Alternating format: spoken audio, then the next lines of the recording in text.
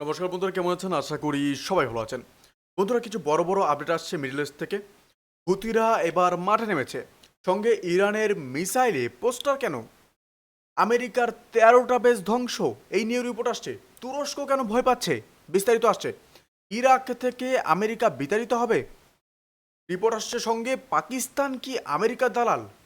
আর বন্ধুরা, সর্বশেষ যে আপডেট থাকবে আপনাদের সাথে শেয়ার করবো, সেটা হচ্ছে ইসরায়েলে হাজার হাজার কাক কেন?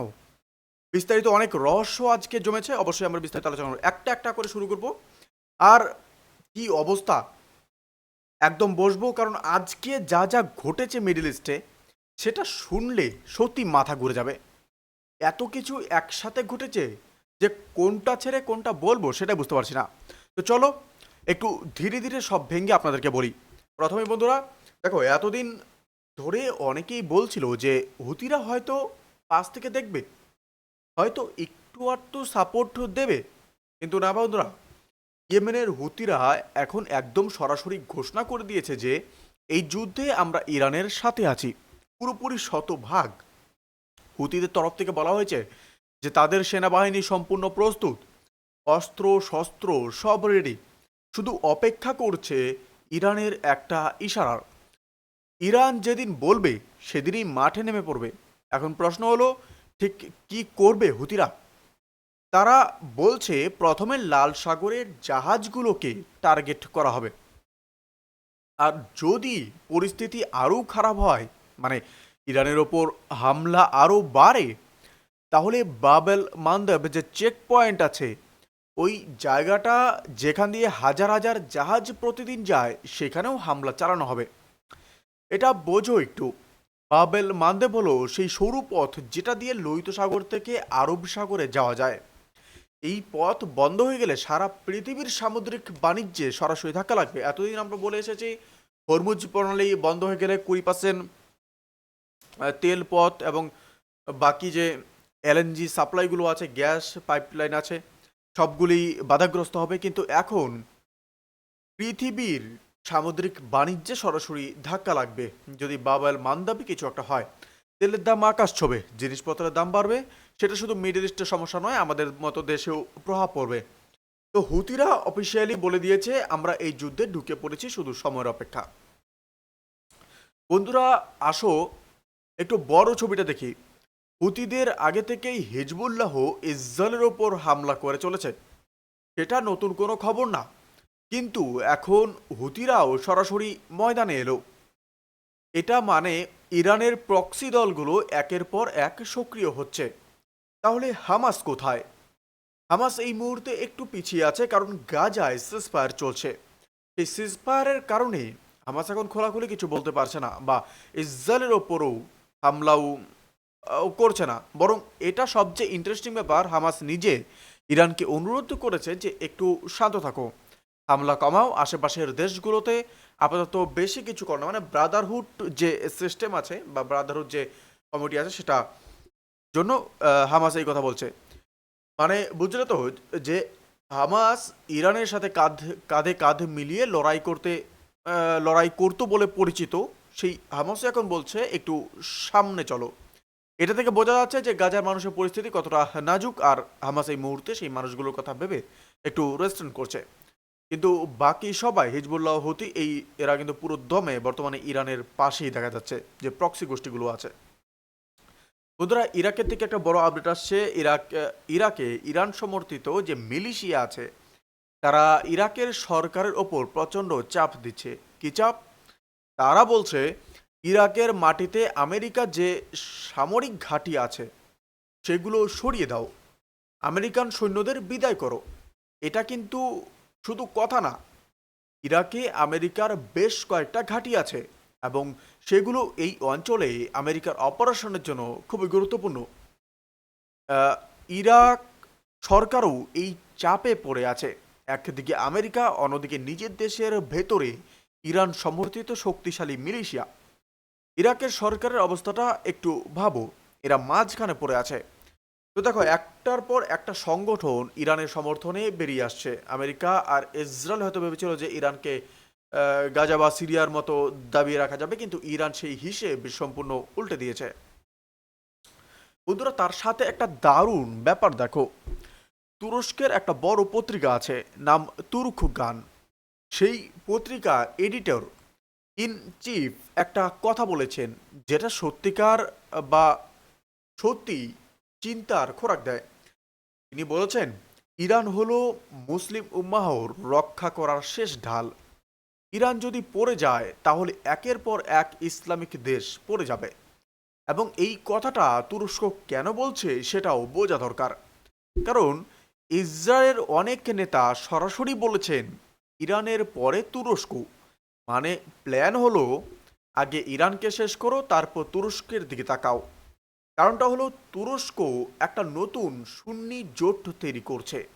কাতার আছে, হামাস আছে, মিডল ইস্টের আরও কিছু সংগঠন আছে। এতে সিরিয়াকেও এই জোটে নিয়ে আসার কথা হচ্ছে। মানে তুরস্ক ধীরে ধীরে একটা বিকল্প শক্তি কেন্দ্র তৈরি করছে এই অঞ্চলে। তো তুরস্ক বুঝতে পারছে আজকে ইরানকে টার্গেট করা হচ্ছে, কাল আমাকেও করবে। তাই এখন থেকেই সাবধান। আজকে এই যুদ্ধের ২৭তম দিন, এবং ২৭তম দিনেও ইরানের মিসাইল ইসরায়েলকে টার্গেট করে চলছে। এটা বেসড অন আজকের রিপোর্ট। কিন্তু একটা জিনিস দেখো, ইরান প্রতিটা মিসাইল অপারেশনের আলাদা নাম দিয়েছে, যেটা আপনাদেরকে শুরুতে বলেছিলাম। আজকের অপারেশনের নাম ছিল ইয়া আলী ইবনে মুসা, এরকম একটা নাম ছিল। আর এই নামে আজকের মিসাইল হামলাটা পরিচালিত হয়েছে। গতকাল আলাদা নাম ছিল, পরশু আলাদা। মানে ইরান এটাকে একটা সিরিজ হিসেবে চালাচ্ছে, এক টানা একটা বার্তা দিয়ে যাচ্ছে। এবং আজকের হামলায় ইসরায়েলের বেশ কয়েকটা জায়গায় মিসাইল আঘাত এনেছে। সঙ্গে সেই মিসাইল আঘাতগুলোর মধ্যে ক্লাস্টার বোমাও ব্যবহার করেছে ইরান। সঙ্গে বন্ধুরা এবার একটা সত্যি অদ্ভুত কিন্তু দারুণ একটা কৌশলের কথা আপনাদেরকে বলি। ইরান শুধু মিসাইল ছুড়ছে না, প্রতিটা মিসাইলের গায়ে একটা করে পোস্টার লাগিয়ে দিচ্ছে। হ্যাঁ, ঠিকই শুনলে, মিসাইলের গায়ে পোস্টার। যেমন আমাদের ভারতবর্ষের কাশ্মীরের মানুষেরা ইরানের জন্য কোটি কোটি টাকা ডোনেশন দিয়েছে। তারা যে কাশ্মীরের যে ডোনাররা আছে, তারা কিছু ডোনেশন করেছে ইরানের জনগণের জন্য বা ইরানের জন্য। তো সেই ডোনেশন ইরানি দূতাবাসে জমা করা হয়েছে ইতিমধ্যে। তো ইরান কাশ্মীরের সেই মানুষদেরকে ধন্যবাদ জানিয়ে একটা পোস্টার বানিয়ে সেই মিসাইলের গায়ে সেটে দিয়ে সেই মিসাইল ছুড়েছে ইসরায়েলের দিকে। আর আমেরিকা এই অঞ্চলে যে সৈন্য পাঠাচ্ছে তাদের নিয়েও একটা পোস্টার লাগানো হয়েছে মিসাইলে। সেই পোস্টারে কি আঁকা ছিল? আঁকা ছিল আমেরিকার সৈন্যরা আজকে নিজের পায়ে হেঁটে এখানে এসেছে, কিন্তু ফিরে যাবে কফিনে শুয়ে। এটাই সেই পোস্টারে লেখা ছিল। সঙ্গে জাপানে যে আহ, পারমাণবিক হামলা হয়েছে সেটাও একটা পোস্টার বানিয়ে মিসাইল ছুড়েছে ইসরায়েলের দিকে। তো অ্যাকচুয়ালি ইরান যে গেম প্লেটা করতে চাইছে এটা হচ্ছে ইমোশনাল। কারণ ভিয়েতনামে আমেরিকা হামলা করেছে একই একটা দোহাই দিয়ে।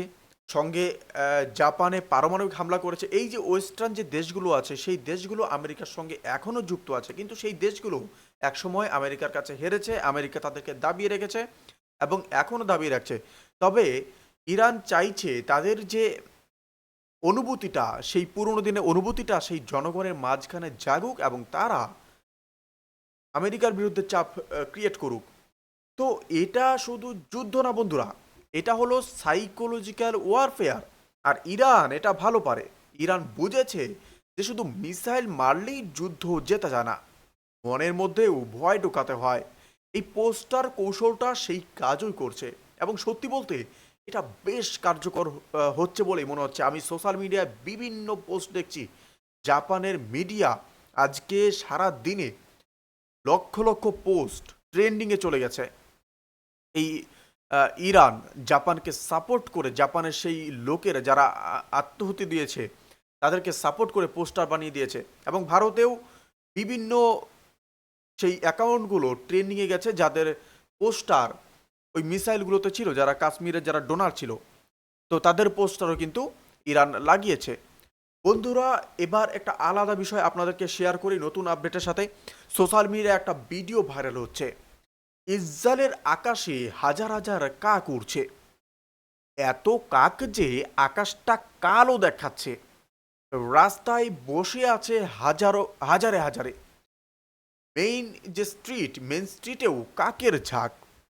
এখন অনেকেই বলছে এটা আল্লাহর আজাব, অনেকে বলছে এটা অশ্বী সংকেত, মানে এরকম একটা নাম দিচ্ছে।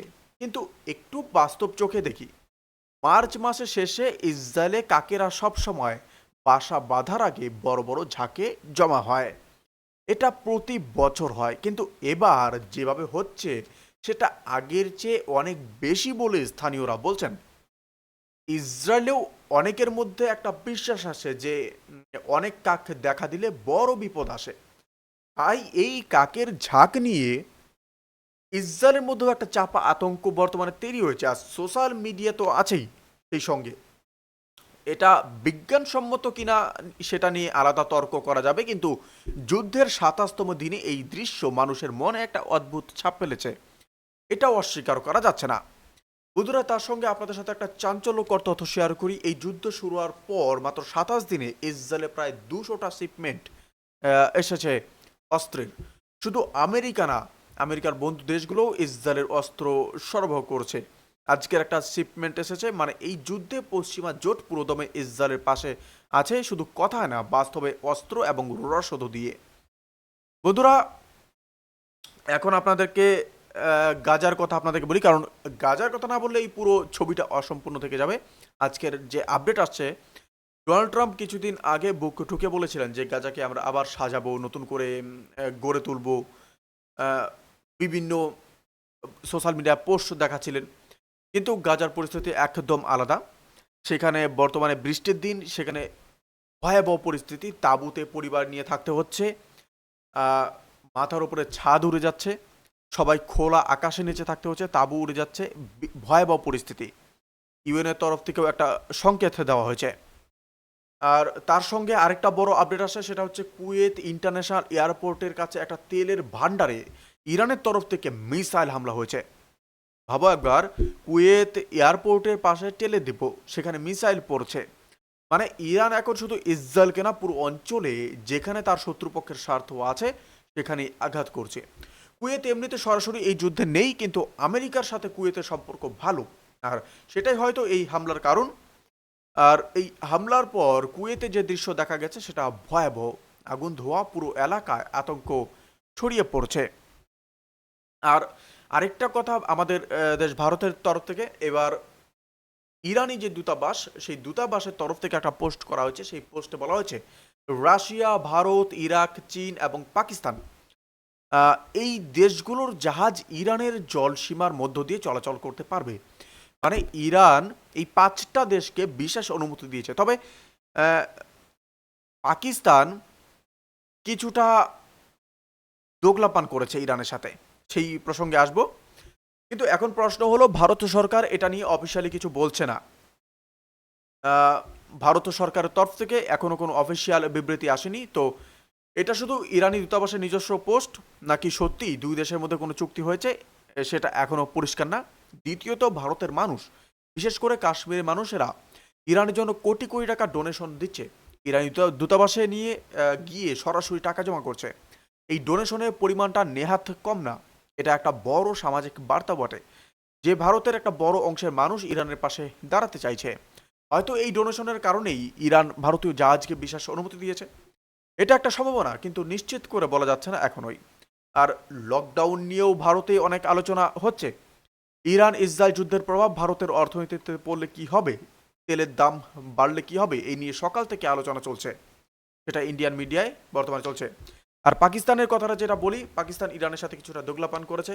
পাকিস্তান এখন নিজেকে বেশ বড় করে দেখাতে চাইছে। তারা বলছে আমরা আমেরিকা আর ইরানের মধ্যে মধ্যস্থতা করছি, দু দেশের মধ্যে কথাবার্তা চালাচ্ছি। কিন্তু এই মধ্যস্থতা ঠিক কেমন? আমেরিকা আর ইরান একসাথে বসে কথা বলছে না। পাকিস্তানের বিদেশমন্ত্রী নিজেই বললেন যে আমেরিকা আমাদের কিছু বলে আর সেটা ইরানকে আমরা পৌঁছে দিই, ইরান আমাদেরকে কিছু বলে আমরা সেটা আমেরিকাকে পৌঁছে দিই। মানে পাকিস্তান হলো ঠিক চিঠিবাহকের মতো, অনেকটা ডাক পিয়ন, দুপক্ষের মেসেঞ্জার হয়ে কাজ করছে। পাকিস্তান আরও বলছে যে তুরস্ক আর মিশর এই মধ্যস্থতাকে সমর্থন করছে। তো একটা ছোট্ট কূটনৈতিক খেলা চলছে। পাকিস্তান নিজেকে শান্তির দূত হিসেবে দেখাতে চাইছে, আন্তর্জাতিক মঞ্চে নিজেকে হাইলাইট করতে চাইছে, কিন্তু বাস্তবে এই মধ্যস্থতার কোনো ফল আসবে কিনা সেটা নিয়ে যথেষ্ট আলোচনা চলছে। এবং ইরান এই পাকিস্তানের মধ্যস্থতাতে কিছুটা অসন্তুষ্টিও প্রকাশ করেছে। বন্ধুরা, এই আপডেটগুলির প্রসঙ্গে আপনারা কি ভাবেন এবং কোন আপডেটটা সব থেকে আজকের বেশি ভালো লেগেছে আমাদের কমেন্ট করে জানাবেন। ভালো থাকবেন, সুস্থ থাকবেন, ধন্যবাদ। দেখা হচ্ছে নতুন কোনো ভিডিওতে বা লাইভ স্ট্রিমে। আমাদের সঙ্গে থাকুন, চ্যানেলটি সাবস্ক্রাইব করুন এবং চ্যানেলটিকে লাইক করে, ভিডিওটিকে লাইক করে আমাদেরকে কমেন্ট করুন।